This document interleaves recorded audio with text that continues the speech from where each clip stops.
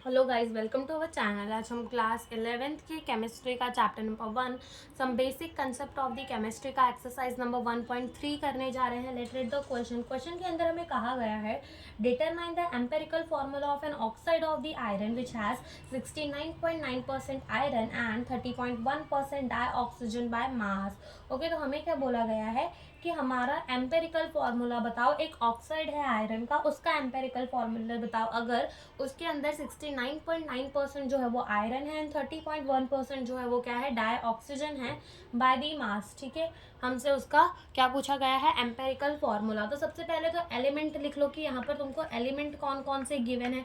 अब ऐसा जो क्वेश्चन है हमने एग्जाम्पल में भी किया था, ठीक है, एग्जाम्पल में भी किया था। तो सबसे पहले एलिमेंट लिख लो। हमारे पास एक है आयरन और एक क्या है हमारे पास, ऑक्सीजन O2।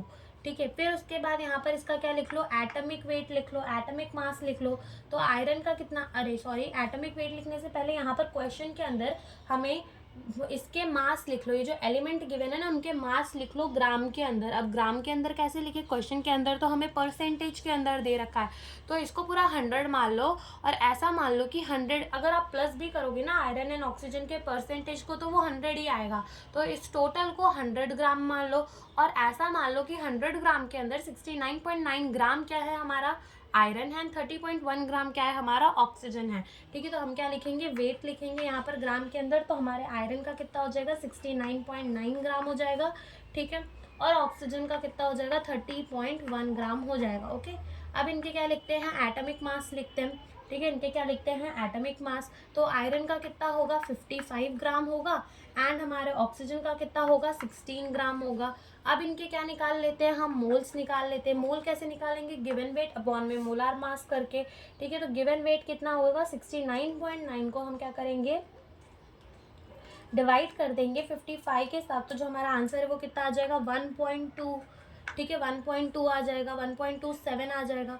ओके, और यहाँ पर क्या करेंगे, ऑक्सीजन के लिए 30.1 को हम क्या कर देंगे, डिवाइड कर देंगे 16 से। तो ये आ जाएगा हमारा 1.88। अब इन दोनों में से जो छोटा हो, 1.27 और 1.88 में जो छोटा हो ना, उससे दोनों को डिवाइड कर दो। तो हमें दिख रहा है कि 1.27 जो है वो छोटा है। ठीक है, 1.27 जो है वो छोटा है, तो क्या करो, इन दोनों को डिवाइड कर दो 1.27 से। तो यहाँ पर 1.27 डिवाइडेड बाय 1.27 करेंगे तो क्या आएगा, 1 आएगा। ठीक है, और अपन 1.88 को डिवाइड करेंगे किससे, 1.27 से। तो आंसर कितना आ जाएगा हमारा, 1.5 आ जाएगा, 1.48 आएगा, जिसको राउंड ऑफ करके हम 1.5 भी लिख सकते हैं। लेकिन अब ये जो हमारा रेशियो है ये वोल नंबर के अंदर नहीं आया, तो हम क्या करेंगे, इसको ऐसे नंबर से मल्टीप्लाई करेंगे कि ये हमारा सिंपलेस्ट नंबर का रेशियो बन जाए। तो हम क्या, इसको 2 से मल्टीप्लाई कर दे, कर दो। ठीक है, 2 से इन दोनों को मल्टीप्लाई कर दो। तो देखो 2 से ये 2 हो जाएगा और ये कितना हो जाएगा हमारा 3, आधा और आधा। ठीक है, 1.5 और 1.5 और 1.5 को मिलाएंगे तो कितना होगा, 3 ही होगा।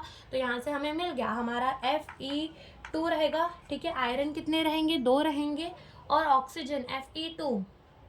ठीक है, Fe2 और O ऑक्सीजन कितना रहेगा हमारा, 3 रहेगा। ऑक्सीजन कितना रहेगा हमारा, 3 रहेगा। तो ये हमको क्या बोल दिया है, एम्पेरिकल फॉर्मूला हमारा जो है वो आ गया है। तो ये वाला जो है मैंने थोड़ा ऐसे किया, बॉक्स बना के करना और बॉक्स ही बना के करना, डायरेक्ट मत करना। तो सबसे पहले उसका गिवन वेट लिख देना, देन उसका मोलार मास, देन मोल्स निकाल देना। मोल्स में से जो सबसे छोटा उसको सबसे डिवाइड कर देना एंड उसका रेशियो जो है वो निकाल कर हमारा एम्पेरिकल फॉर्मूला आ जाएगा।